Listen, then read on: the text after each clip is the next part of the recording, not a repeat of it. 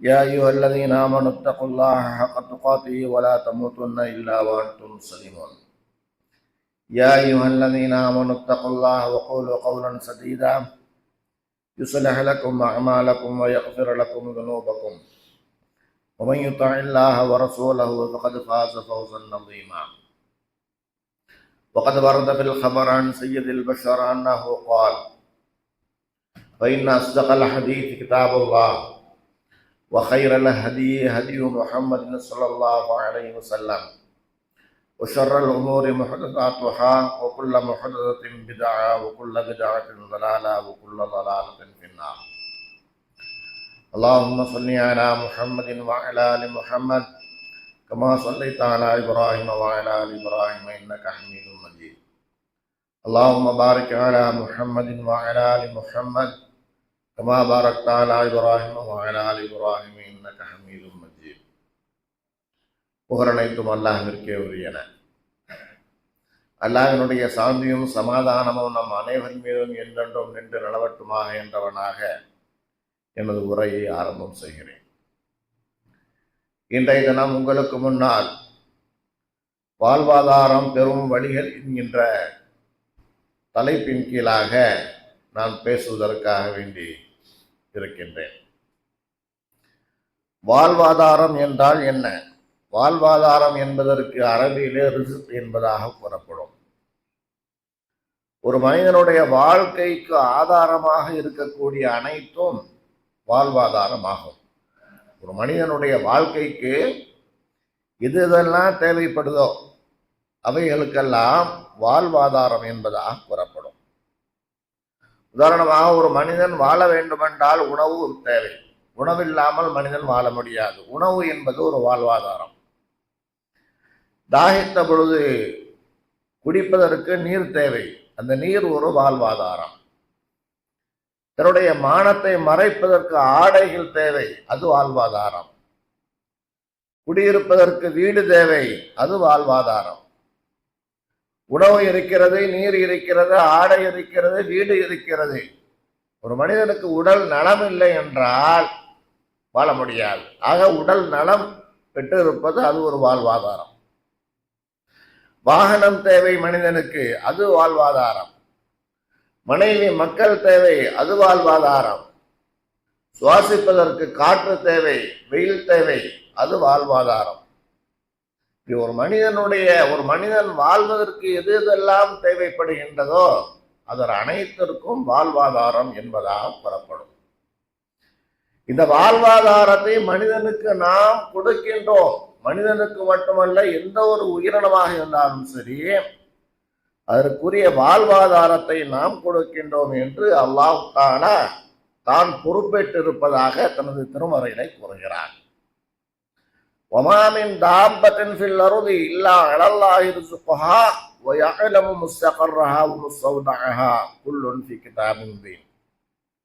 பூமியிலே உள்ள எந்த உயிரினமாக இருந்தாலும் சரி அந்த உயிரினத்திற்கு தேவையான வாழ்வாதாரத்தை அல்லாஹ் கொடுக்கின்றான்.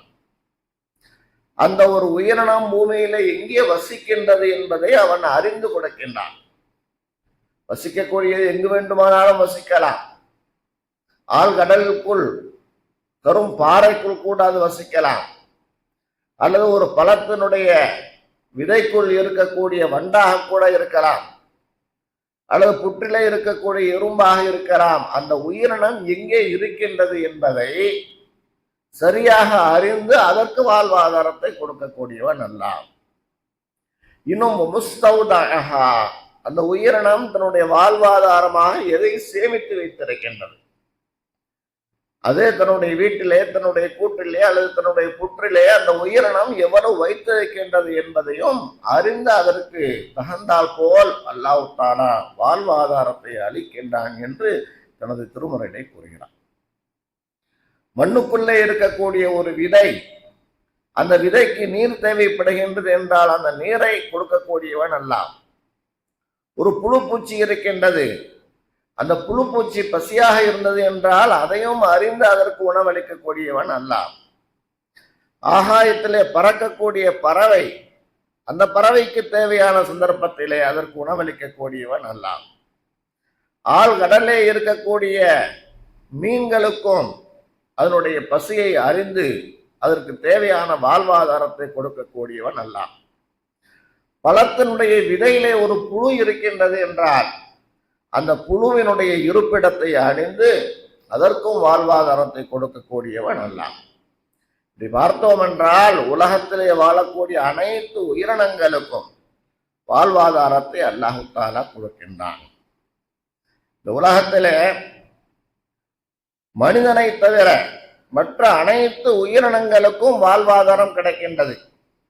மனிதனுக்கு அவனுக்கு தேவைக்கு ஏற்ப வாழ்வாதாரம் கிடைக்கின்றதா என்பதை சிந்தித்து பார்த்தோம் என்றால் வாழ்வாதார குறைவு மனிதனுக்கு, மனித சமுதாயத்திற்கு இருக்கின்றது என்பதை உலகத்தினுடைய புள்ளி விவரங்கள் நமக்கு தெரிவிக்கின்றன. உலகத்திலே வாழக்கூடிய மனிதர்கள் தற்போதைய நிலவரப்படி உலகத்திலே வாழக்கூடிய மக்கள் தொகை 800 கோடி. 800 கோடி மனிதர்கள் இவ்வுலகத்திலே வாழ்ந்து கொண்டிருக்கின்றார்கள். இந்த 800 கோடி மனிதர்களே ஒரு வேளையும் வசிக்கின்ற பொழுது உண்பதற்கு உணவு இல்லாத நிலையிலே இருக்கக்கூடிய மனிதர்கள் 713 மில்லியனிலிருந்து 757 மில்லியன் வரை, அதாவது 713 மில்லியன் மனிதர்களில் இருந்து 757 மில்லியன் மனிதர்கள் வரை பசித்த பொழுது உணவு அவர்களுக்கு கிடைக்காமல் பட்டினியாக இருக்கக்கூடியவர்கள் என்று ஆய்வு செய்து கூறுகின்றார்கள். அதுபோல நாம் தாகித்த பொழுது சுகாதாரமான நல்ல ஒரு குடிநீர் நமக்கு கிடைக்க வேண்டும். இந்த குடிநீர் கிடைக்காதவர்கள், குடிநீர் என்று சொன்னால் இந்த அனைத்து நீரையும் குடித்து விட முடியாது, கடல் நீரை குடித்து விட முடியாது, உப்பான நீரை அது தாகம் தீர்க்காது. தாகத்தை தீர்க்கக்கூடிய சுகாதாரமான நீர் தேவைப்படுகின்ற பொழுது கிடைக்காதவருடைய எண்ணிக்கை 250 கோடி முதல் 400 கோடி வரையிலான மக்கள் என்பதாக புள்ளி விவரங்கள் கூறுகின்றன. 2.5 விழுக்காடு மனிதர்கள் என்ன செய்கின்றார்கள்? தேவையான பொழுது சுகாதாரமான குடிப்பதற்குரிய நீர் கிடைக்காத மனிதர்களாக இவ்வுலகத்திலே வாழ்ந்து கொண்டிருக்கின்றார்கள். சரி, ஒரு மனிதனுக்கு உணவு கிடைக்கின்றது, நீர் கிடைக்கின்றது, அதே சந்தர்ப்பத்திலே உடலுடைய பாகங்கள் அவனுக்கு ஊனமாக படைக்கப்பட்டிருந்தால் அந்த மனிதனால் இவ்வுலகத்திலே சரியாக வாழ முடியாது. கைகால் ஊனமில்லாமல் இருப்பதும் வாழ்வதும் அது ஒரு விதமான வாழ்வாதாரம் தான். இவ்வுலகத்திலே கை கால் ஊனத்தோடு பிறந்திருக்கக்கூடிய மக்கள் தொகை 16 விழுக்காடு, அதாவது 130 கோடி மனிதர்கள் கைகால் ஊனத்தோடு இவ்வுலகத்திலே வாழ்ந்து கொண்டிருக்கின்றார்கள். ஒன்று பிறவிலேயே அவர்கள் ஊனமான நிலையில் பிறந்திருப்பார்கள், அல்லது இடையிலே ஒரு விபத்தினால் கைகளை கால்களை இழந்திருக்கக்கூடியவர்கள். இப்படி கைகால் ஊனம் என்கின்ற அந்த வாழ்வாதாரத்தை பெறாமல் வாழக்கூடியவர்கள் 130 கோடி மனிதர்கள். ஒரு மனிதன் கண்ணில்லை என்று சொன்னால் கண்ணில்லாமல் இவ்வுலகத்திலே வாழ முடியாது, சரியான முறையிலே நிம்மதியாக வாழ முடியாது. நமக்கெல்லாம் அல்லாஹ் தஆலா 2 கண்களை சரியாக கொடுத்திருக்கின்றான். கண் சரியான முறையிலே நமக்கு பார்வை இருக்கின்ற காரணத்தினால் கண்ணுடைய பலன், கண்ணினால் ஏற்பட்டு இருக்கக்கூடிய அந்த கண்ணினால் கண்ணை அல்லாஹ் தஆலா கொடுத்திருக்கக்கூடிய இதனுடைய அருமை நமக்கு தெரியவில்லை. கண் இல்லாதவரிடத்திலே கேட்டு பாருங்கள், உங்களுக்கு உலகத்துல எது வேண்டும் என்றால் அவர்கள் சொல்லுவார்கள், கண் 2 கண்ணு மட்டும் நல்லா தெரிஞ்சா போதும் அப்படின்னு. அல்லாஹ் தஆலா தனது திருமறையிலே கேட்கின்றான், அலம் நஜ்அல் லஹு ஐனைன், அந்த மனிதனுக்கு 2 கண்களை நாம் ஆக்கவில்லையா என்பதாக கேட்கின்றான். கண் என்பது அல்லாஹ் தஆலாவுடைய மிகப்பெரிய அருள்களிலே 2 அருள்கள். இந்த கண் இல்லாதவர்கள், அதாவது ஒன்று பிறவிலேயே கண் கொடுக்கப்படாதவர்கள், அல்லது வாழுகின்ற பொழுது அந்த கண்ணுடைய குறைபாடு ஏற்பட்டு இருக்கக்கூடியவர்கள் கிட்டத்தட்ட 220 கோடியே 80 லட்சம் மனிதர்கள். உலகத்திலே கண் இல்லாமல் இன்னும் கண் பார்வை பாதிக்கப்பட்டு நிலையிலேயே வாழக்கூடியவர்கள் 220 கோடியே 80 லட்சம் மனிதர்கள். அவர்கள் அந்த பார்வை குறைபாடு என்கின்ற வாழ்வாதாரத்தை இழந்திருக்கின்றார்கள். அதுபோல காது கேட்காதவர்கள், காது கேட்கவில்லை என்றால் மனிதனால் பேச முடியாது. காதுகளினால் நம்மளுடைய காதுகளுக்கு வரக்கூடிய வார்த்தைகளை ஒரு மனிதன் உள்வாங்கித்தான் அதனுடைய அடிப்படையிலே பேச ஆரம்பிக்கின்றான். காது செவிடாகிவிட்டது என்று சொன்னால் அவர் ஊமையாக இருப்பார். இப்படி காது செவிடாகி ஊமையாக இருக்கக்கூடிய மனிதர்கள் உலகத்திலே வாழக்கூடிய 800 கோடி மனிதர்களிலே 150 கோடி மனிதர்கள் செவிடோடு, கேட்கும் புலன் இல்லாமல், பேசக்கூடிய ஆற்றல் இல்லாமல் இவ்வுலகத்திலே வாழ்ந்து கொண்டிருக்கின்றார்கள். ஆக மொத்தத்திலே 800 கோடி மனிதர்களிலே கிட்டத்தட்ட 400 கோடி மனிதர்கள், சரிபாதியான மனிதர்கள் வாழ்வாதாரம் பாதிக்கப்பட்ட நிலையை வாழ்கின்றார்கள். ஒன்று, அவர்களுக்கு சரியான முறையிலே உணவு கிடைக்காமல் இருக்கும், அல்லது குடிநீர் கிடைக்காமல் இருக்கும், அல்லது கைகால்கள் ஊனமான நிலையிலே, கண் குருடான நிலையிலே, காது செவிடான நிலையிலே, இப்படி ஏதாவது ஒரு வாழ்வாதாரம் பாதிக்கப்பட்ட நிலையிலே வாழக்கூடிய மனிதர்கள் 800 கோடி மனிதர்களிலே 400 கோடி மனிதர்கள் வாழ்வாதாரத்தை சரிவர பெற முடியாத ஒரு நிலையிலே வாழ்கின்றார்கள். அல்லாஹ் தஆலா கூறுகின்றான், ஒவ்வொரு உயிரினத்திற்கும் நான் வாழ்வாதாரத்தை கொடுக்கின்றேன் என்று கூறுகின்றான். அப்படி இருந்தால் இவர்கள் இந்த வாழ்வாதாரத்தை பெற முடியாததனால் உண்டான காரணம் என்ன என்று நாம் சிந்தித்து பார்த்தால், மனிதனுக்கு அல்லாஹ் தஆலா கொடுக்கின்ற அந்த சோதனையின் மூலமாகத்தான் மனிதர்களில் சிலர்கள் சோதனைக்குள்ளாக்கப்படுவதன் காரணமாகத்தான் வாழ்வாதாரத்தை இழக்கின்றார்கள். தனது திருமறையிலே ரப்புல் ஆலமீன் கூறுகின்றான், வலனபுலுவன்னக்கும் பிஷைஇம் மினல் ஹௌஃப், உங்களை நாம் பயத்தின் மூலமாக சோதிப்போம். நீங்கள் அல்லாஹ்வை தவிர வேறு யாருக்கும் பயப்படக்கூடாது என்று சொல்லுகின்ற அல்லாஹ், நான் உங்களை பயத்தினால் சோதிப்போம் என்று அல்லாஹ் கூறுகின்றான். உணவை கொடுக்கின்றேன் என்று சொல்லக்கூடிய அல்லாஹ் பசியினால் சோதிப்போம் என்று கூறுகின்றான். வாழ்வாதற்கு உண்டான வசதி வாய்ப்பை கொடுக்கின்றேன் என்று கூறக்கூடிய அல்லாஹ் மற்றொரு இடத்திலே உங்களுக்கு நாம் பொருளாதார குறைப்பின் மூலமாக சோதிப்போம் என்கின்றான். மற்றொரு இடத்திலே மனிதர்களை மரணிக்க செய்வதன் மூலமாக, விளைநிலங்களிலே உங்களுக்கு நஷ்டம் ஏற்படுவதன் மூலமாக உங்களை நாம் சோதிப்போம். அந்த சோதனையின் போது யார் பொறுமையாக இருக்கின்றார்களோ அவர்களுக்கு நீங்கள் நன்மாராயம் கூறுங்கள் என்பதாக அல்லாஹ் தஆலா தனது திருமறையிலே கூறுகின்றான். உலகத்தில் வாழக்கூடிய 800 கோடி மனிதர்களில் 400 கோடி மனிதர்கள் சோதனைக்குள்ளாக்கப்படுகின்றார்கள். இந்த சோதனை இவருக்குத்தான் கிடைக்கும், இவருக்கு இருக்காது என்கின்ற பாகுபாடு இல்லாமல் உலக மக்களிலே அனைவருக்கும் சோதனை என்பது ஏற்படத்தான் செய்யும்.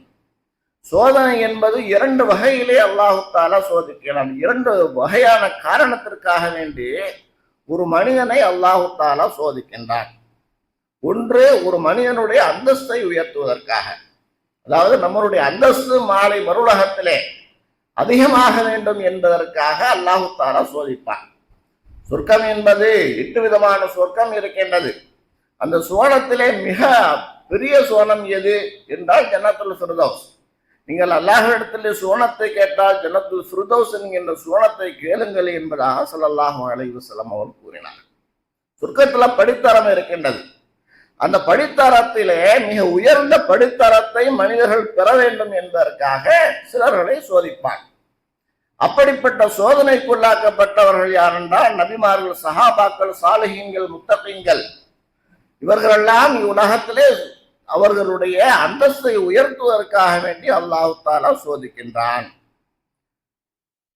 ஸல்லல்லாஹு அலைஹி வஸல்லம் அவர்கள் கூறினார்கள், அஸத்துன் நாஸி பலாஅன் அல் அன்பியா, மனிதர்களே மிகவும் அதிகமான முறையிலே சோதனைக்குள்ளாக்கப்பட்டவர்கள் யார் என்றால் நபிமார்கள் தான் அதிகமான சோதனைக்குள்ளாக்கப்பட்டவர்கள். சும்மல் அம்சல் வல் அம்சல், பிறகு அவருக்கு அடுத்து வரக்கூடிய சஹாபாக்கள், தாபீன்கள், தாபீன்கள், நம்மை போன்றவர்களை இறைச்சமுடையவர்கள், சாலிஹீன்கள். இப்படி யார் அல்லாஹ்வுக்கு மிகவும் பிடித்தமாக இருக்கின்றார்களோ அவர்களுக்குத்தான் அதிகமான சோதனைகள் வரும். காரணம் என்னவென்றால் அவர்களுக்கு நாளை மறுலகத்திலே சுவனத்திலே மிகப்பெரிய அந்தஸ்தை கொடுக்க வேண்டும் என்பதற்காக நபி அய்யூப் அலைஹிஸ்ஸலாத்து வஸ்ஸலாம் அவர்களை சோதித்தான் என்று தனது திருமறையிலே அல்லாஹ் குறிப்பிடுகின்றான். அய்யூப் அலைஹிஸ்ஸலாத்து வஸ்ஸலாம் அவர்களுக்கு மிகப்பெரிய ஒரு நோயை அல்லாஹு தாலா கொடுத்திருந்தான். இனம் புரியாத ஒரு நோயை கொடுத்திருந்தான். அந்த நோய் பல காலங்கள், பல மாதங்கள் நீடித்திருந்தது, பல வருடங்கள் நீடித்திருந்தது. இறுதியாக அல்லாஹ்விடத்திலே துஆ செய்தார்கள், ரப்பி அன்னி மஸ்ஸனி யதுர்ரு அன்த அர்ஹமுர் ராஹிமீன். இறைவா, என்னை இடர் தொற்றுவிட்டது, அந்த இடரை நீக்கக்கூடியவன் நீயாக இருக்கின்றாய், என்னுடைய அந்த நோயை நீக்குவாயாக என்ற பொழுது அல்லாஹ் தஆலா கூறுகிறான், ஃபஸ்தஜபனா லஹு ஃபகஷஃபனா மா பிஹி மின் துர்ரி. அவருக்கு உண்டான அந்த நோயை நாம் நீக்கினோம், அவருடைய துஆவிற்கு நாம் பதிலளித்து அவருடைய நோயை நீக்கிறோம் என்பதாக கூறுகின்றான். இப்படி அய்யூப் அலைஹிஸ்ஸலாத்து வஸ்ஸலாம் அவர்கள் சோதிக்கப்பட்டார்கள். யூனுஸ் அலைஹிஸ்ஸலாத்து வஸ்ஸலாம் அவர்கள் மீன் வயிற்றுக்குள் அவர்கள் மீனால் விழுங்கப்பட்ட நிலையிலே அவர்கள் சோதிக்கப்பட்டார்கள். ஒரு மீன் அவர்களை கடலிலே விழுங்கி விட்டது. அந்த மீனுடைய வயிற்றுக்குள் பல காலங்கள் இருந்து அவர்கள் துஆ செய்தார்கள். எப்படி? அந்த துஆவிற்கு துஆவை யூனுஸ் என்பதாக கூறப்படும், தஸ்பீஹ யூனுஸ் என்பதாக கூறப்படும். லா இலாஹ இல்லா அன்த சுப்ஹானக இன்னி குன்து மினல் ஸாலிமீன். இறைவா, உன்னை தவிர வணக்கத்திற்குரியவன் யாரும் இல்லை, நீ தூயவன், நான் அநியாயக்காரனாக இருக்கின்றேன் என்று தன்னுடைய அந்த இயலாமையை அல்லாஹ்விடத்திலே வெளிப்படுத்திய பொழுது அவருடைய துஆவிற்கு பதிலளித்து அவர்களை மீன் வயிற்றிலிருந்து அல்லாஹ் தஆலா வெளியேற்றினான். இப்படி யூனுஸ் அலைஹிஸ்ஸலாத்து வஸ்ஸலாம் அவர்களை அல்லாஹ் சோதித்தான். யூசுப் அலைஹிஸ்ஸலாத்து வஸ்ஸலாம் அவர்களை சோதித்தான். எப்படி? செய்யாத ஒரு குற்றத்திற்காக வேண்டி அவர்கள் சிறை செல்ல நேர்ந்தது. அந்த சிறையிலே பல காலங்கள் இருந்தார்கள். அல்லாஹ் தஆலா அந்த சிறையில் இருந்து அவர்களை வெளியாக்கி அவர்களுக்கு உணவு இலாக்கா என்ற ஒரு அமைச்சரவையிலே இடம் கொடுத்தார். உணவு இலாக்கா அமைச்சராக அந்த நாட்டினுடைய அரசனால் ஆக்கப்பட்டார்கள். இப்படி யூசுப் அலைஹிஸ்ஸலாத்து வஸ்ஸலாம் அவர்கள் சோதிக்கப்பட்டார்கள். இப்ராஹிம் அலைஹிஸ்ஸலாத்து வஸ்ஸலாம் அவர்கள் நெருப்பு குண்டத்திலே தூக்கி போடப்பட்டார்கள். அந்த நாட்டு மன்னன் நம்ரூத் என்கின்ற அரசனால் இப்ராஹிம் அலைஹிஸ்ஸலாத்து வஸ்ஸலாம் அவர்கள் நெருப்பு குண்டத்திலே போடப்பட்டார்கள். அல்லாஹ் தஆலா அவர்களை காப்பாற்றினார். குல்னா யா நாரு கூனி பரதம் வ ஸலாமன் அலா இப்ராஹிம். இந்த நெருப்பை பார்த்து அல்லாஹ் கூறினான், ஓ நெருப்பை நீ குளிர்ந்த ஒரு குளிராக மாறிவிடு, குளிர்ந்தாக ஆகிவிடு என்பதாக அந்த நெருப்புக்கு அல்லாஹ் தஆலா உத்தரவிட்டான். அவர்களை அந்த நெருப்பு குளிராக மாறி அவர்களை பாதுகாத்தது என்று அல்லாஹ் தஆலா தனது திருமறையிலே கூறுகிறார். அதுபோல மூசா அலைஹிஸ்ஸலாத்து வஸ்ஸலாம் அவர்கள் சோதிக்கப்பட்டார்கள். அல்லாஹ்வின் தூதர் ஸல்லல்லாஹு அலைஹி வஸல்லம் அவர்கள் சோதிக்கப்பட்டார்கள். அனைத்து விதமான சோதனைகளையும் அவர்கள் சந்தித்தார்கள். இப்படியாக பார்த்தோம் என்றால் அனைத்து நபிமார்களும் சோதிக்கப்பட்டிருக்கின்றார்கள், சஹாபாக்கள் சோதிக்கப்பட்டிருக்கின்றார்கள், தாபீன்கள் சோதிக்கப்பட்டிருக்கின்றார்கள், முத்தகீன்கள் சாலிஹீன்கள் எல்லாம் சோதிக்கப்பட்டிருக்கின்றார்கள். ஏனென்றால் அவர்களுக்கு கொடுக்கப்பட்ட அந்த சோதனையின் காரணம் என்ன? அவர்களை அல்லாஹ் தஆலா நாளை மறு உலகத்திலே சொர்க்கத்திலே ஒரு மிக உயர்ந்த இடத்தை அவர்களுக்கு கொடுக்க வேண்டும் என்பதற்காக அவர்களை எல்லாம் சோதித்தார். இப்படி சிலர்களை வாழ்வாதாரத்தின் மூலமாக சோதிக்கின்றான் என்றால் அவர்களுடைய அந்தஸ்தை உயர்த்துவதற்காக. அதுபோல இன்னும் சிலர்களை அல்லாஹ் தஆலா சோதிக்கின்றான்.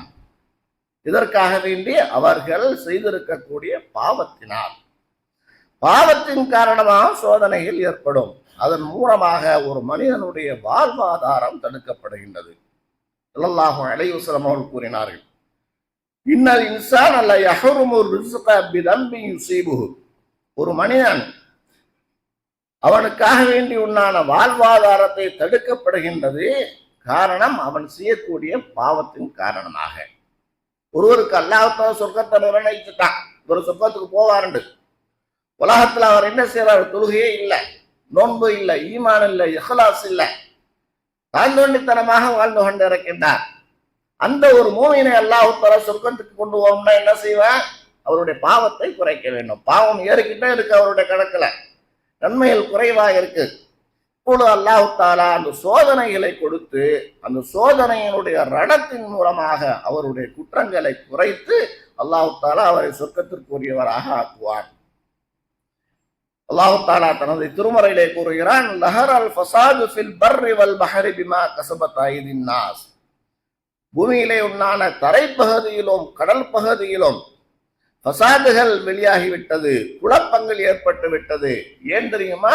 பிமா கஸபத் ஐதின் நாஸ், மனிதர்களுடைய கரங்கள் சம்பாதித்ததன் காரணமாக, மனிதர்கள் செய்யக்கூடிய செயலின் மூலமாகத்தான் இவ்வுலகத்தில் குழப்பங்களும் தேவையற்ற வைகளும் நடக்கின்றது என்பதாக கூறுகின்றான். ஏன் அவ்வாறு அந்த ஒரு சோதனையை சுவைக்க செய்கின்றோம் என்றால், லினுதீகஹும் பஅதல்லதி அமிலு, அவர்கள் செய்த அந்த தவறான அந்த செயல்களுக்கு உண்டான பிரதிபலனை அவர்கள் அனுபவிக்கணும் என்பதற்காக, அல்லது லஅல்லஹும் யர்ஜிஊன், அவர்கள் செய்கின்ற தவறுகளில் இருந்து அவர்கள் திருந்த வேண்டும் என்பதற்காக. இப்ப சோதனை ஏன் ஏற்படுகின்றது? வாழ்வாதார குறைப்பு ஏன் ஏற்படுகின்றது? நாம் செய்யக்கூடிய செயலின் காரணமாக, தவறான பாவத்தின் காரணமாக. அந்த பாவத்தின் மூலமாக அவர்கள் படுகின்ற அந்த துன்பத்தினால் அவர்களுடைய குற்றத்தை அல்லாஹ் தஆலா குறைத்து அவர்களை சுத்தவான்களாக ஆக்குகிறான். அல்லது அவர்கள் செய்திருக்கக்கூடிய அந்த பாவத்திலிருந்து அவர்கள் விடுதலை பெற வேண்டும், அதை விட்டுவிட வேண்டும் என்பதற்காக, அவர்கள் திருந்த வேண்டும் என்பதற்காக. இப்படியாக பார்த்தோம் என்று சொன்னால், இந்த சோதனையை இரு சாரார்களுக்கு, சிலர்களுக்கு அந்தஸ்தை உயர்த்துவதற்காக வேண்டியும், சிலர்களுக்கு அவர்களுடைய அந்த பாவ சுமையை குறைப்பதற்காக வேண்டியும் சோதனை கொடுக்கின்றான். ஸல்லல்லாஹு அலைஹி வஸல்லம் அவர்கள் பெரிதொரு ஹதீஸிலே கூறினார்கள், ஒரு மனிதனுக்கு ஏற்படக்கூடிய சிறு துன்பமாக இருந்தாலும் சரி, பெரிய துன்பமாக இருந்தாலும் சரி, ஒரு காலிலே முள் தைத்து அதன் மூலமாக ஏற்படுகின்ற ரணம், அந்த வலியை அவர் தாங்குவதன் மூலமாக ஒன்று அவருடைய நன்மையை அதிகரிக்கின்றான், அல்லது அவருடைய பாவத்தை குறைக்கின்றான். மனிதனுக்கு ஏற்படக்கூடிய துன்பங்களினால் ஒன்று அந்த துன்பத்தினுடைய அந்த வேதனையை சுவைப்பதன் மூலமாக, தாங்கிக் கொள்வதன் மூலமாக, பொறுத்து கொள்வதன் மூலமாக ஒன்று அவருக்கு அதை நன்மையாக ஆக்குகிறான். அப்படி இல்லை என்று சொன்னா அவருடைய கணக்கில் இருக்கக்கூடிய பாவங்களை அந்த ரணத்தின் மூலமாக, அந்த வேதனையின் மூலமாக குறைக்கின்றான். அன்பிற்கினியவர்களே, இப்படி பார்த்தோம் என்றால் இரண்டு விதமான ஒரு காரணத்திற்காக வேண்டி ஒரு மனிதனுடைய வாழ்வாதாரம் குறைக்கப்படுகின்றது. சரி, இந்த வாழ்வாதாரத்தை நாம் நல்ல முறையிலே பெற வேண்டும். ரிஸ்க் தங்குதடை இல்லாமல் நமக்கு கிடைக்க வேண்டும். நாம் நிம்மதியாக இந்த உலகத்திலே வாழ வேண்டும். நாம் குற்றமும் செய்கின்றோம், நல்லதும் செய்கின்றோம். எந்த ஒரு மனிதனும் குற்றம் செய்யாதவரிடம் இருக்க முடியாது. முதல் மனிதர் ஆதம் அலைஹிஸ்ஸலாத்து வஸ்ஸலாம் அவர்களே குற்றத்தின் காரணமாகத்தான் உலகத்திற்கு அனுப்பப்பட்டார்கள். குற்றம் செய்யக்கூடியவன் தான் மனிதன். குல்லு பனி ஆதம ஹத்தாவுன் வகைருல் ஹத்தாயின தவ்வாபூன். ஒரு ஆதமுடைய மக்கள் ஒவ்வொருவரும் குற்றம் செய்யக்கூடியவர்கள். அவர்களை மிக சிறந்தவர்கள் யார் என்றால் அந்த குற்றத்திற்காக வேண்டி தௌபா செய்யக்கூடியவர்கள் என்று ஸல்லல்லாஹு அலைஹி வஸல்லம் அவர்கள் குறிப்பிட்டு காட்டுகின்றார்கள்.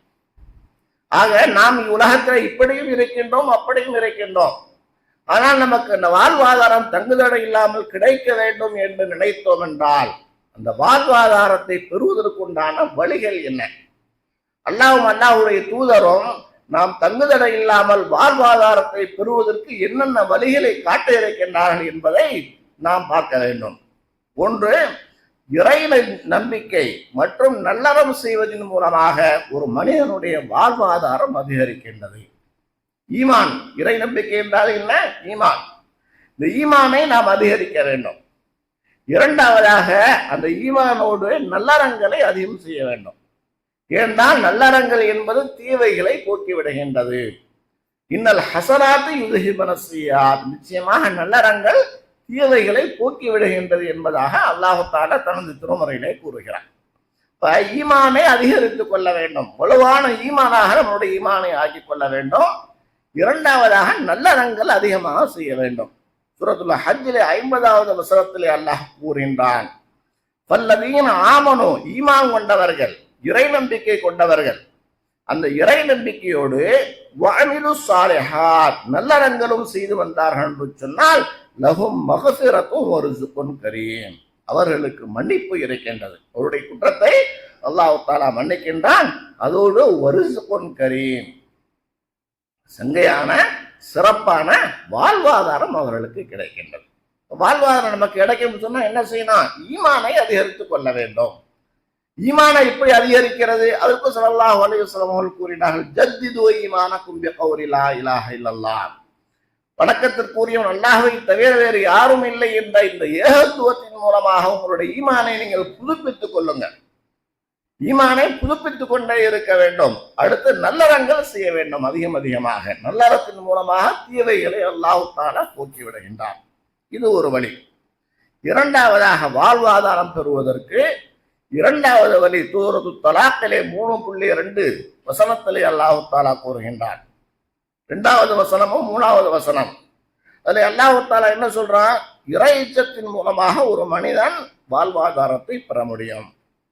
وَمَنْ يَتَّقِ اللَّهَ يَجْعَلْ لَهُ مَخْرَجًا وَيَرْزُقْهُ مِنْ حَيْثُ لَا يَحْتَسِبُ. யார் அல்லாஹ்வை பயந்துக்கிறாங்களோ, யாரு அல்லாஹ்வை பயந்து கொள்கின்றார்களோ அவர்கள் ரகசியத்திலும் பரகசியத்திலும். சிலர்களை பார்த்தோம்னு சொன்னா பலர்கள் இருக்கவோ தவறு செய்ய மாட்டாங்க, தனிமையில இருக்கின்ற பொழுது தவறு செய்வார்கள். பிறர்கள் இருக்கும்போது இருந்தாலும் சரி, தனிமையில இருந்தாலும் சரி, அல்லாஹு தஆலாவை யார் பயந்து கொள்கின்றார்களோ அவர்கள் யஜ்அல் லஹு மஹரஜா, அவர்களுக்கு சிரமங்களிலிருந்து விடுபடக்கூடிய ஒரு வழியை அவர்களுக்கு ஆக்குகிறான். வயர்ஸுகுஹு மின் ஹைது லா யஹ்தஸிப், அவர் அறியாத விதத்தில் என்ன செய்வார்? அவருக்கு அல்லாஹ் தஆலா வாழ்வாதாரத்தை கொடுக்கின்றான். இந்த வாழ்வாதாரத்தை பெறுவதற்குண்டான இரண்டாவது வழி என்னவென்றால், நாம் இறைச்சத்தை அதிகமாக்கிக் கொள்ள வேண்டும். இறைச்சத்தின் மூலமாக வாழ்வாதாரம் கிடைக்கின்றது. மூன்றாவதாக தவக்குல். தவக்குல் என்று சொன்னா என்ன? அல்லாஹ்வின் மீது பொறுப்பு சாட்டுவது. அல்லாஹ் தான் எல்லாம், நமக்கு எல்லாமே அல்லாஹ் தஆலா தான் என்கின்ற அந்த முழு நம்பிக்கை, முழுமையான ஒரு தவக்குல் இருந்தது என்றால் அல்லாஹ் தஆலா அந்த தவக்குலின் மூலமாக ரிஸ்க் அளிக்கின்றான் என்று ஸல்லல்லாஹு அலைஹி வஸல்லம் அவர்கள் கூறினார்கள்.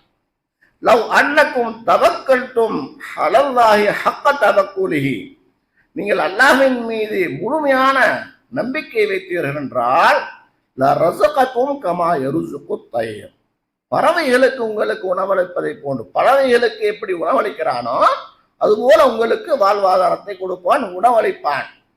அந்த பறவை என்ன செய்கின்றது? தகுது ஹிமாசம் வ தரூஹு பிதானா, காலையில் என்ன செய்யுது? பசியோடு அதனுடைய கூட்டிலிருந்து கிளம்புது. பறவைகள் எதுவும் சேர்த்து வைக்கிறதா? சேர்த்து வைக்கிறது இல்லை, பசியோடு கிளம்புகின்றது. அல்லாஹ் தஆலா காட்டிய திசையிலே அது பயணிக்கின்றது. அது தனக்கு உண்டான பசிக்கு உண்டான இறையை அது சாப்பிட்டு விட்டு தன்னுடைய குஞ்சுகளுக்கும் கொண்டு வருகின்றது. இதுபோல நீங்கள் அவைகள் அல்லாஹ்வின் மீது முழுமையாக நம்பிக்கை வைத்திருக்கின்றது. அதுபோல நீங்கள் அல்லாஹ்வின் மீது முழுமையாக நம்பிக்கை வைத்தால் அந்த பறவைகளுக்கு உணவளிப்பதை போன்று உங்களுக்கும் உணவளிப்பார் என்பதாக ஸல்லல்லாஹு அலைஹி வஸல்லம் கூறினார். ஆக இப்படிப்பட்ட வழிகளிலேயே நமது வாழ்வாதாரத்தை நாம் உயர்த்திக் கொள்ளலாம். உலகத்திலே வாழ்வாதாரம் என்பது மிகவும் முக்கியமான ஒன்று. வாழ்வாதாரம் இல்லாமல் உலகத்திலே யாருமே உயிர் வாழ முடியாது. அந்த வாழ்வாதாரத்தை பெறக்கூடிய வழிகளையும், அந்த வாழ்வாதாரம் எதன் மூலமாக தடுக்கப்படுகின்றது என்பதையும் அல்லாஹுடைய தூதரும் காட்டி தந்திருக்கிறார்கள். அதனுடைய அடிப்படையிலே செயல்படக்கூடிய நன்மக்களாக நம்மை அல்லாஹ் ஆக்க வேண்டும் என்று கூறி எனது முதல் உரையை நிறைவு செய்கின்றேன். வாஹு தஅவானா அல்ஹம்துலில்லாஹி ரப்பில் ஆலமீன். அல்ஹம்துலில்லாஹ். அன்பார்ந்த அல்லாஹ்வின் அடியார்களே, தங்குதடை இல்லாமல் வாழ்வாதாரத்தை பெறக்கூடிய வழிவகைகள் என்ன, வாழ்வாதாரத்தை பெறும் வழிகள் என்கின்ற ஒரு தலைப்பின் கீழ் இன்றைய குத்பாவை நாம் பார்த்து வருகின்றோம். அந்த அடிப்படையிலே ஈமானின் மூலமாக, இறைச்சத்தின் மூலமாக, அமலே சாலிஹின் மூலமாக, இறைவனை நம்புவதன் மூலமாக அல்லாஹ் தஆலா ஒரு மனிதனுக்கு ரிஸ்க் அளிக்கின்றான், வாழ்வாதாரத்தை தங்குதடை இல்லாமல் கொடுக்கின்றான். இவைகளின் மூலமாக வாழ்வாதாரத்தை பெற முடியும். அதுபோல மற்றொரு வசனத்திலே சூரத்து ஸுமரிலே 10வது வசனத்திலே அல்லாஹ் தஆலா கூறுகிறான், பொறுமையின் மூலமாக ஒரு மனிதன் வாழ்வாதாரத்தை அடைய முடியும். இன்னமா யுவஃபஸ் ஸாபிரூன அஜ்ரஹும் பிகைரி ஹிசாப், பொறுமையாளர்கள், இதற்குமே பொறுமையை கடைபிடிக்கக்கூடியவர்களுக்கு அல்லாஹ் தஆலா அவர் பொறுத்ததின் காரணமாக, சோதனையின் மூலமாக உங்களுக்கு நாம் சோதிப்போம் என்பதாக கூறுகின்றான். சோதனை அனைத்து மனிதர்களுக்கும் ஏற்படும். அந்த சோதனையில் ஏற்படுகின்ற பொழுது பொறுமையாக இருந்தோம் என்றால் அந்த பொறுமையின் மூலமாக ஒரு மனிதனுக்கு வாழ்வாதாரம் கிடைக்கின்றது.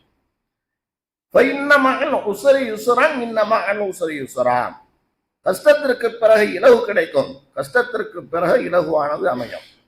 சயஜஅலுல்லாஹு பஅத உஸ்ரின் யுஸ்ரா, கஷ்டத்திற்கு பிறகு உங்களுக்கு இலகுவை அல்லாஹ் ஆக்குவான் என்று அல்லாஹு தஆலா தனது திருமறையிலே கூறுகிறான்.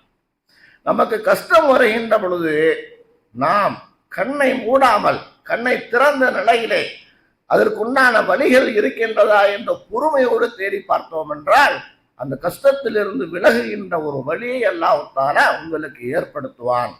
ஆக பொறுமையின் மூலமாக ஒரு மனிதனுக்கு வாழ்வாதாரம் கிடைக்கின்றது. அடுத்தபடியாக சூரா இப்ராஹிமிலே 7வது வசனத்திலே அல்லாஹ் தஆலா கூறுகிறான், ஒரு மனிதன் அவனுக்கு ஏற்கனவே கொடுக்கப்பட்டிருப்பதற்கு நன்றி செலுத்த வேண்டும். கொடுக்கப்பட்டிருக்கக்கூடியவைகளுக்கு நன்றி செலுத்தினார் என்றால் அந்த மனிதனுக்கு மேலும் மேலும் நாம் அதிகமாக்குவோம் அல்லாஹ் தஆலா கூறுகிறார். நமக்கு நம்மில் ஒருவருக்கும் அல்லாஹ் தஆலா எண்ணற்ற பல நேமத்துக்களை அளித்திருக்கின்றான். அல்லாஹுடைய நேமத்துகளை அக்குடைகளை கணக்கிட்டால் நாம் கணக்கிட்டு முடித்து விட முடியாது. அந்த அளவிற்கு அல்லாஹ் அபரிமிதமான அக்குடைகளை நமக்கு அளித்திருக்கின்றான். நமது உடலுடைய உறுப்புகளாக இருக்கட்டும், நமக்கு அல்லாஹ் தஆலா கொடுக்கக்கூடிய பலவித வாழ்வாதாரங்களாக இருக்கட்டும், இப்படி பல விஷயங்களிலே அல்லாஹ் தஆலா நமக்கு கொடுத்திருக்கக்கூடியவைகளுக்கு நாம் நன்றி செலுத்தினோம் என்றால் மேலும் மேலும் அதிகமாக்கி தருவான். வைது தஅzzன ரப்புக்கும் லைன் ஷகரத்தும் லஅஸீதன்னக்கும், நீங்கள் அல்லாஹ்வுடைய நேமத்துகளுக்கு நன்றி பாராட்டினால் உங்களுக்கு நான் அதிகமாக்குவேன். வலையின் கஃபரத்தும் இன் அஸாபி லஷதீத், என்னுடைய நேமத்துகளை நீங்கள் உண்டுதில் கொண்டு எனக்கு மாறு செய்தீர்கள் என்றால் எனது வேதனை மிகவும் கடினமானதாக இருக்கும் என்று அல்லாஹ் கூறுகின்றான். ஆக நாம் அல்லாஹ்விடத்திலே அதிகம் கேட்பதற்கு முன்பாக நமக்கு அல்லாஹ் தஆலா கொடுத்திருப்பதற்கு நன்றி செலுத்த வேண்டும். யாருக்கும் எதையும் அல்லாஹ் தஆலா கொடுக்காமல் இருப்பதே கிடையாது, கொடுத்திருக்கின்றான். அந்த கொடுத்திருப்பவைகளுக்கு நாம் நன்றி செலுத்தினோம் என்றால் மேலும் மேலும் நமக்கு அல்லாஹ் வாழ்வாதாரத்தை அதிகரித்துக் கொண்டே இருப்பான். இறுதியாக சூரா ஹூதிலே 3வது வசனத்திலே அல்லாஹ் தஆலா வாழ்வாதாரம் பெறக்கூடிய வழிகளிலே மிகப்பெரிய ஒரு வழியை பற்றி அல்லாஹ் கூறுகிறான். வஅனிஸ்தக்ஃபிரு ரப்பக்கும் சும்ம தூபு இலைஹி, உங்களுடைய ரப்பிடத்திலே இரட்சகனிடத்திலே உங்களுடைய பாவத்திற்கு நீங்கள் மன்னிப்பு தேடுங்கள், அவனிடத்திலே உங்களுடைய பாவத்திலிருந்து மீண்டு விடுங்கள். யுமத்தியுக்கும் மதான் ஹசனா, உங்களுக்கு உலகத்திலே நல்ல சோபனமான ஒரு வாழ்க்கையை கொடுப்பான், நல்ல ஒரு வாழ்க்கையை கொடுப்பான். யுமத்தியுக்கும் மதான் ஹசனா, நீங்கள் உலகத்திலே எப்படி வாழ வேண்டும் என்று நினைக்கின்றீர்களோ அப்படிப்பட்ட ஒரு வாழ்வை கொடுப்பான். இப்பொழுது நீங்கள் உங்களுடைய பாவத்திலிருந்து மீளுகின்ற பொழுது, நம்முடைய பாவம் செய்யாதவர்கள் யாருமே கிடையாது, அனைவரும் பாவம் செய்யக்கூடியவர்கள் தான். அப்படி பாவம் செய்யக்கூடியவர்களே சிறந்தவர்கள் யார் என்றால் அந்த குற்றத்திற்காக வேண்டி மன்னிப்பு தேடக்கூடியவர்கள். நாம் நமது குற்றங்களிலிருந்து நாம் விடுபட்டு விட்டோம் என்றால் இவ்வுலகத்திலே நமது வாழ்வு மிகவும் சிறந்ததாக இருக்கும். மறுவுலகத்திலே அல்லாஹ் தஆலா நமக்காக வேண்டி சொர்க்கத்தை கொடுப்பான் என்பதில் எந்த விதமான ஒரு சந்தேகமும் கிடையாது. அதுபோல சூரா நூஹிலே 9லிருந்து 12வது வசனம் வரை அல்லாஹ் தஆலா கூறுகிறான், நூஹ் அலைஹிஸ்ஸலாத்து வஸ்ஸலாம் அவர்கள் தங்களுடைய சமுதாயத்திற்கு கூறினார்கள், என்னுடைய சமுதாயத்தினர்களே, நீங்கள் அல்லாஹ்விடத்திலே பாவ மன்னிப்பு தேடுங்கள், அவன் உங்களுடைய பாவத்தை மன்னிப்பான். அதோடு மட்டுமல்ல, பாவத்துக்கு மன்னிப்பு தேடுவதன் மூலமாக யுர்சிலி ஸமாஅ அலைக்கும் மித்ராரா, வானத்திலிருந்து மலையை இறக்குவான். ஒரு சில ஊர்களில் மழையே வரமாட்டேங்குது சொல்றாங்க மனிதர்கள், எங்க ஊர்ல மழை பெய்ய மாட்டேங்குது. மனிதனுடைய பாவங்கள் தான் மழை வராததற்கு ஒரு காரணம். நூஹ் அலைஹிஸ்ஸலாத்து வஸ்ஸலாம் அவர்கள் தங்களுடைய சமுதாயத்திற்கு சொன்ன அதே சொற்கள் நமக்கும் அடங்கும். பாவ மன்னிப்பு தேடுங்கள், அல்லாஹ் தஆலா உங்களுக்கு மலையை இறக்குவான். வயும்திதுக்கும் பிஅம்வால், பொருளாதாரத்தை கொடுப்பான். என்ன பொருளாதாரம் வேண்டுகின்றீர்களோ அனைத்து பொருளாதாரம் உங்களுக்கு கொடுக்கும், அல்லாஹ் தஆலா கொடுப்பான். எப்பொழுது உங்களுடைய பாவத்திலிருந்து நீங்கள் விடுதலை பெற்றால். வமனீன், குழந்தை பாக்கியம் இல்லை, அந்த குழந்தை பாக்கியம் வராமல் தடுக்கக்கூடியது மனிதன் செய்யக்கூடிய பாவங்கள். ஒய்ஜஅல்லக்கும் ஜன்னாத், உங்களுக்கு தோட்டம் துறவுகளை ஆக்குவான். ஒய்ஜஅல்லக்கும் அன்ஹாரா, உங்களுக்கு ஆறுகள் ஏரிகளை குளங்களை அல்லாஹ் தஆலா கொடுப்பான். இந்த விதமான தங்குதடை இல்லாமல் உணவையும் இன்னும் மற்ற அனைத்து விஷயங்களையும் வாழ்வாதாரத்தையும் உங்களுக்கு கொடுப்பான். நீங்கள் உங்களுடைய பாவத்திலிருந்து நீங்கள் விடுதலை பெறுகின்ற பொழுது அதிகம் பாவம் மன்னிப்பு தேடுங்கள். ஸல்லல்லாஹு அலைஹி வஸல்லம் அவர்கள் கூறினார்கள், ஒவ்வொரு நாளும் நான் 70 100 தடவை வரை அல்லாஹ்விடத்திலே ஒரு நாளைக்கு பாவ மன்னிப்பு தேடுகின்றேன். அவரெல்லாம் முன்பின் பாவங்கள் மன்னிக்கப்பட்டவர்கள். சிறுபாவங்கள் செய்தால் அந்த சிறுபாவத்தின் மூலமாக அந்த சிறுபாவங்களை நமக்கு அல்லாஹு தஆலா தொழுகையின் மூலமாக அல்லாஹு தஆலா மன்னித்து விடுகின்றான். பெருபாவங்களுக்கு நாம் தௌபா செய்ய வேண்டும். அப்படி தௌபா செய்து அல்லாஹ்விடத்திலே மீண்டு விட்டோம் என்றால் நம்மளுடைய ஈருலக வாழ்வு சிறப்பானதாக இருக்கும் என்பதிலே எந்த விதமான ஒரு சந்தேகமும் கிடையாது. எல்லாம் வல்ல அல்லாஹு தஆலா நமக்கு உண்டான அனைத்து விதமான வாழ்வாதாரத்தையும் தங்குதடை இல்லாமல் கொடுத்து ஈருலகத்திலும் ஒரு சிறந்த வாழ்வை வாழ்வதற்கு அல்லாஹ் வழி செய்ய வேண்டும். அதற்கு நாம் முயற்சி செய்ய வேண்டும். அல்லாஹ்விடத்திலே நமது பாவத்திற்காக வேண்டி மன்னிப்பு தேட வேண்டும். அப்படி மன்னிப்பு தேடி உலகத்திலே ஒரு சிறந்த வாழ்வையும் நாளை மறுலகத்திலே சுவனத்திலே நாம் அனைவரும் ஒன்றாக வீட்டு இருக்கக்கூடிய ஒரு நிலையும் அல்லாஹ் தஆலா உருவாக்கி தர வேண்டும் என்கின்ற கூற்றோடு எனது உரையை நிறைவு செய்கின்றேன்.